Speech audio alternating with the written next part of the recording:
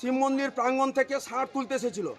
এর আগেও বহুবার হয়েছে, সেটা নিয়ে আমরা ফাঁড়ি থেকে শুরু করে থানা থেকে বিডিও সাহেব প্রত্যেকের কাছে আমরা অভিযোগ করেছি, তার কোনো সুরাহা হয়নি।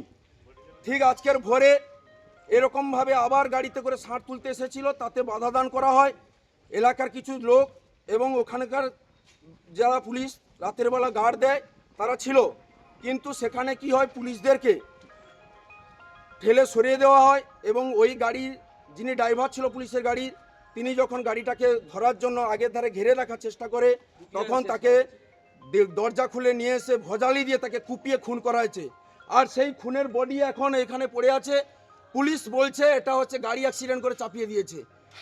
ধামা চাপা দেওয়ার জন্য রাতারাতি, যেখানে 11টার সময় পোস্ট ম্যাডামের গাড়ি আসে, স্বাভাবিক মানুষ মরলে তারা আজকে 8টা 9টার মধ্যে গাড়ি নিয়ে আসছে ওই মরদেহ নিয়ে যাবে বলে পোস্ট ম্যাডামে।